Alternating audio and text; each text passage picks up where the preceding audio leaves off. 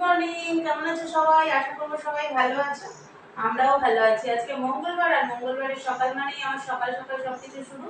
স্নান পুজো সব হয়ে গেছে, এদিকে চাও দেখো ফুটছে। এই বাসন কটা তুলে নিয়ে চা নিয়ে বসবো।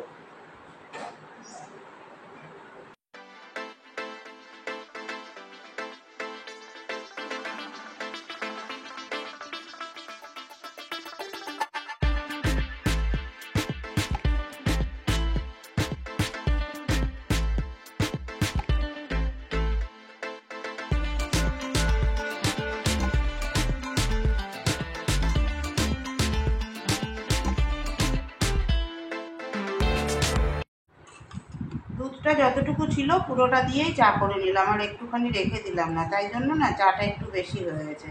তাই এই ভদ্রলোককে বড় কাপে দিয়ে দিলাম, আর আমি ছোট কাপে নিয়ে নিলাম।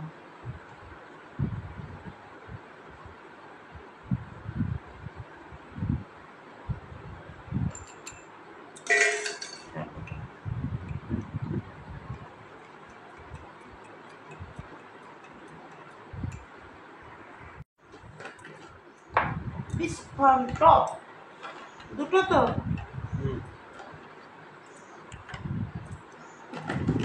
চলো চাটা খেয়ে নিয়ে এবার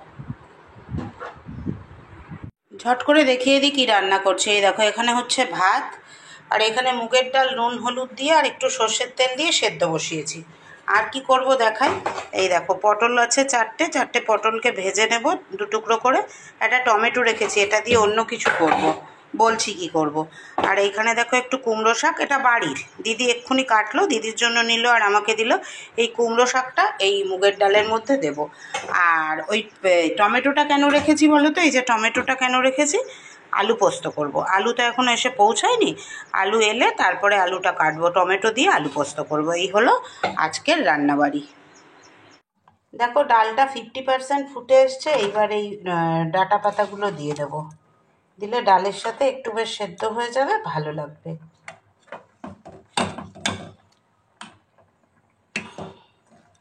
যদিও একদম কচি, গাছ থেকে সবে কেটে দিয়েছে তো, একদম কচি।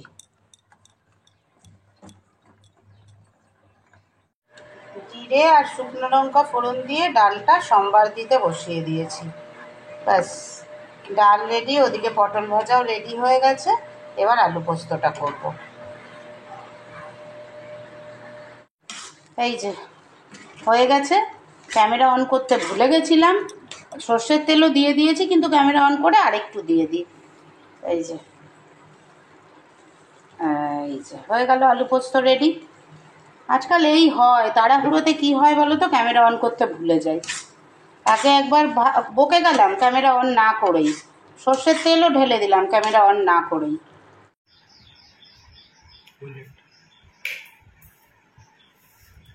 দুজনের ব্রেকফাস্ট রেডি হচ্ছে, একজন দইয়ের সাথে কর্নফ্লেক্স আর একজন দইয়ের সাথে ওটস।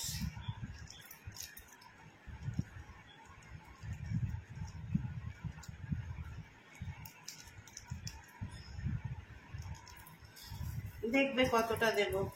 ব্যাস, আমার কর্নফ্লেক্স।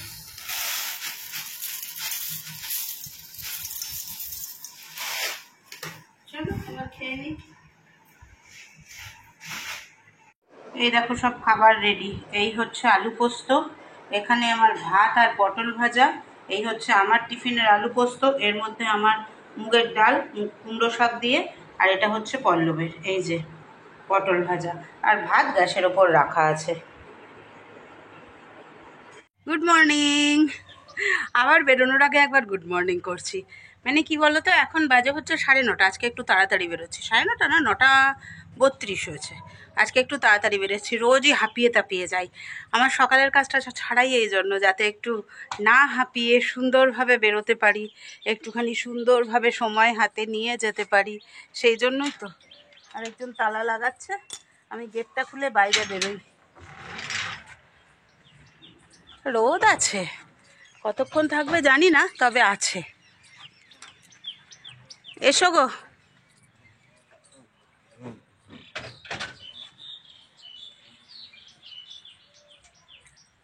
কি হলো, আবার কিছু ভুলে গেলে নাকি? তোমার ফোন নিয়েছো তো? হয়েছে। কোথা দিয়ে দেখানো যাবে? কোথা দিয়ে দেখা যাচ্ছে তোমাকে? আমি বুঝতেই পারছি না তোমাকে দেখা যাচ্ছে কিনা। রোদটা এমন চোখে পড়ছে। এসো।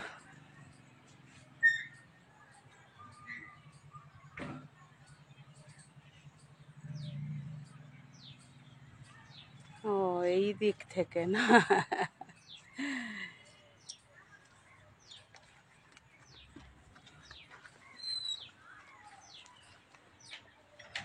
চলো, টাটা, বাই। শুভ সন্ধ্যা বন্ধুরা, চলে এসেছি। আজকে অফিস থেকে এসেছি, এখন বাজে 8:10। আজকে অফিস থেকে এসেছি 7:30টায়।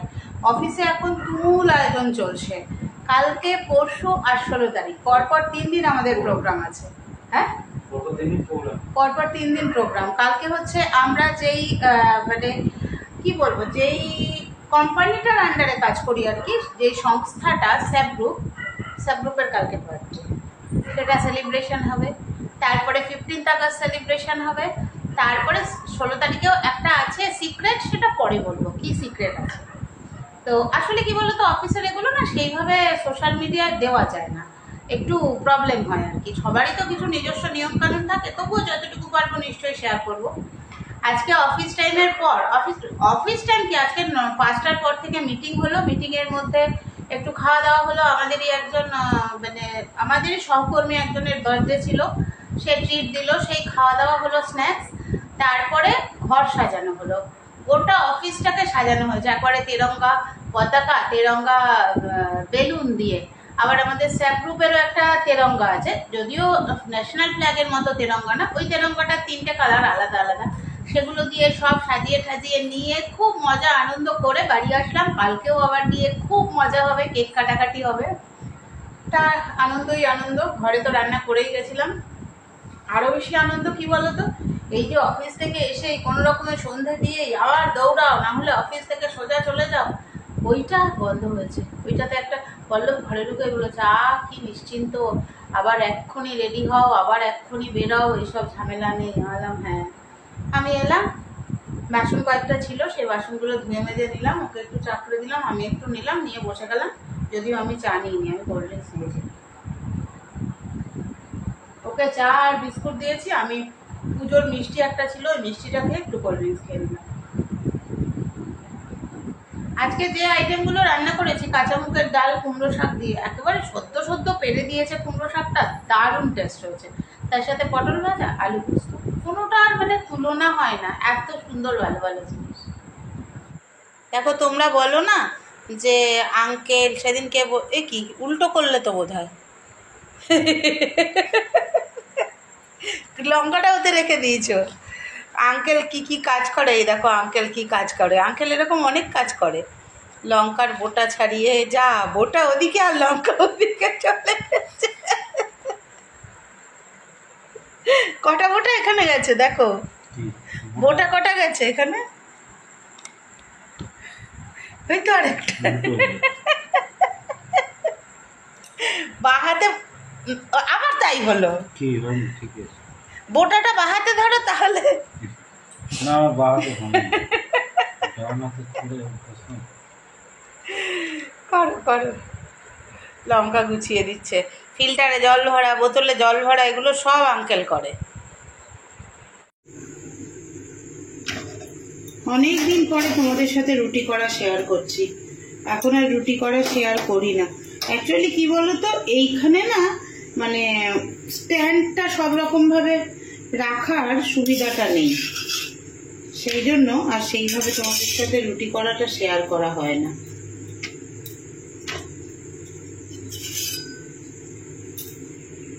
মাখাটা ভালো হয়নি।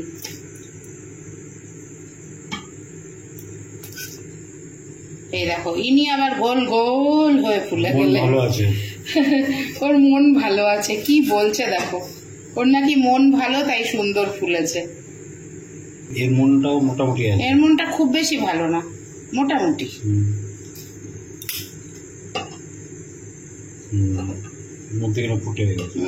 ফুটো হয়ে গেছে বলেই আর ফুলছে না। চলো দিয়ে দিই, বুড়োকে আগে দিয়ে দিই, তারপরে বুড়ি। নেবে।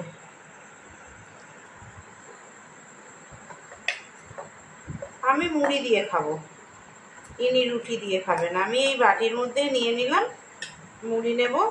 এই যে আমারটা দেখো, এই যে মুড়ি নেব আর খাবো। পল্লব খেলো রুটি আর আমি খেলাম মুড়ি দিয়ে, তরকারি দিয়ে, আলু পোস্ত দিয়ে। ভালো লাগলো আলু পোস্ত দিয়ে মুড়ি খেতে। তো খুব মনটা খুশি খুশি রয়েছে। একটা একদম টায়ার্ডনেস নেই, যেহেতু শুধু অফিসটাই খুব মনোযোগ দিয়ে করছি। সকালে বা বিকেলে আর কোথাও বেরোনো নেই। হ্যাঁ, সোমবার আর বৃহস্পতিবার টিউশন থাকবে, টিউশনটা থাকবে, এই টিউশনটা আমি অফ করবো না। আর পারলে আরও দুটো টিউশন ধরবো, কারণ ওখানে আমার মনের শান্তি। তো যাই হোক, খাওয়া দাওয়া কমপ্লিট করলাম। খাওয়া দাওয়া কমপ্লিট করে বাসনপত্র আগেই সব ধুয়ে টুয়ে নিয়েছিলাম, অফিস থেকে এসেই সব ধুয়ে নিয়েছি বাসনপত্র। এখন চিন্তা করছি, মাথার মধ্যে খালি ঘুরছে, 15ই আগস্টে তো শাড়ি পরে যাব, ইচ্ছে আছে। পারমিশন নিতে হবে, যদি সবাই পরে আসে তাহলে পরে যাব। কালকে কি পরে যাব আর 16তে কি পরে যাব, এই দুটো মাথার মধ্যে ঘুরছে। কারণ আগে তো দেখো বেরোতাম না, তাই জন্য প্রচুর পরিমাণে কুর্তি ছিল। আর একদিন দুদিন বেরোলাম, কোথায় আর পড়া হচ্ছে। আর এখন তো রোজ বেরোচ্ছি, ওগুলো তো রোজ অফিসে পড়া হয়েই গেছে। তাই জন্য ভাবছি কি পরা যায়, কি সাজা যায়। সাজ মানে আমার ওই চুড়িদারের সাথে ম্যাচিং করে একটা কানের করবো, আর ওই একটা টিপার লিপস্টিক। এই লিপস্টিকটাই কোন শেডটা পরবো, এই সব দুজনে মিলে মানে বিন্দাস আলোচনা হচ্ছে। খুব আনন্দের রয়েছে সামনের 3টে দিন। এখন আমি একদম মানে মনে হয় কি বলতো, সত্যি বলছি, আজকে আমার একটুও ক্লান্তি নেই। কারণ যতক্ষণ বসে বসে কাজ করেছি, তারপরে ঘরে চলে এসেছি। ঘরে এসে এই তো একটু আগেও শুয়ে শুয়ে ফোনে কথা বলছিলাম, একটু ভিডিও দেখছিলাম। আমি সর্বাণী দিদিভাইয়ের ভিডিও মিস করি না, কিন্তু দুদিন আগে হাফ দেখে রেখে দিয়েছিলাম, দেখার টাইম পাইনি। আজকে সেটা শেষ করলাম। এইসব চলছে আর কি। যাই হোক, হাসি কান্না দুঃখ সব কিছু নিয়েই তো আমাদের জীবন। কখনো চলে ভালো সময়, কখনো চলে খারাপ সময়। তবে হ্যাঁ, আমি কেন বলো তো, আমি মূলত মানে মনে হয় কি বলো, সংসারের যে কাজগুলো, সংসারের কিছু কাজ আছে দেখবে, মানো চাই না মানো, ওগুলো যদি গুছিয়ে তুমি করতে পারো না, ওগুলো গুছিয়ে করতে পারলে লক্ষ্মী তোমার ঘরে এমনিই বিরাজ করবে, সংসারেরও তাতে মঙ্গল হবে। যেমন সকালে উঠেই বাসি ঘরটা ছাড় দাও। আমি অনেককেই দেখেছি সকালে উঠে বাসি ঘর ঝাড় দেয় না, আমার নিজের চোখে দেখা আছে। আমি কি করি বলো তো, আমি তোমাদের সাথে শেয়ার করি। আমি এগুলো করি কিন্তু সংসারের মঙ্গলের জন্যই, এবং সেই জন্যই সংসারটা খুব সুন্দরভাবে আমি করতে পারি। সকালে উঠেই একদম ঘরটা ঝাড় দিয়ে, কোনো দিন যেদিন দেখি পিঠ কোমরে ব্যথা হয়ে গেছে সেদিন একটু বসি, তারপরে ঘর ঝাড় দিই। ঘরটা ঝাড় দিই, মন্দিরে আছে মন্দিরে এসে পরে দেয়। বাসি ঘর ঝাড় দিয়ে নিয়ে চলে যাই বাথরুমে, মানে ওয়াশরুমে গিয়ে একেবারে ফ্রেশ হয়ে নিয়ে বেরোই, তারপরে বাকি কাজ শুরু করি। আর তারপরে আবার এই যে কদিন রেখে রেখে যাচ্ছিলাম বাসনপত্র, ভালো লাগছিল না।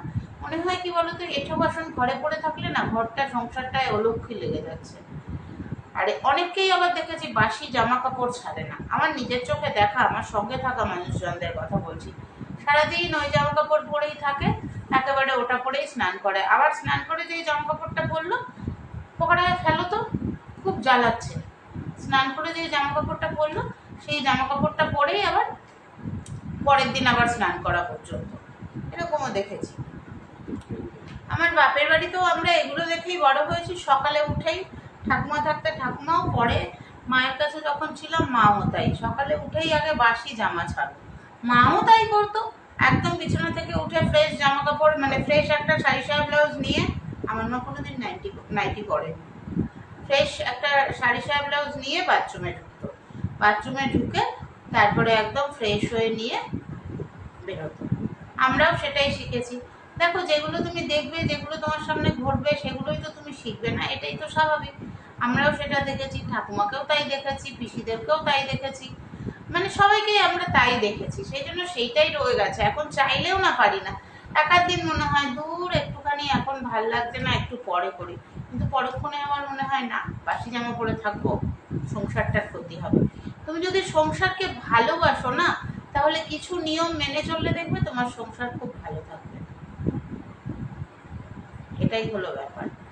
আর আমি নেগেটিভিটি আনতে চাই না, কিন্তু আমাকে যারা ভালোবাসে তাদের আইডিগুলো নকল হচ্ছে, তাদের আইডি নকল করে করে এসে কমেন্ট হচ্ছে। একজন আজকে কমেন্ট করেছে পল্লবের আত্মার শান্তি কামনা করি, দিয়ে আবার লিখেছে সরি দিদার আত্মা। আচ্ছা, কেউ যদি ভুল করে, যে ভুল করে লিখে ফেলেছে পল্লবের আত্মার শান্তি কামনা করি, তাহলে সে সেটা ডিলিট করে দিয়ে তারপরে লিখবে দিদার আত্মার শান্তি কামনা করি, তাই না?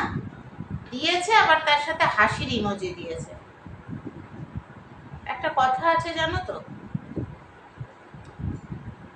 মরমর করলে লোহার বর হয়। এটা আমার ঠাকুমার কথা। মানে যত তুমি বলবে না তোর ক্ষতি হোক, তুই মর, তুই জমেও তোকে টানে না, তত তার আয়ু বেড়ে যায়। আমি কিন্তু একটু দুঃখও পাইনি, কিন্তু খুব হেসেছি যে ঠিক কতটা হতাশা একটা মানুষের মধ্যে থাকলে একটা জীবন্ত মানুষের যে হেঁটে চলে বেড়াচ্ছে, দেখছে ভিডিওতে, তার আত্মার শান্তি কামনা করে। আমিও যে কমেন্ট করেছিল তার আত্মার শান্তি কামনা করেছি।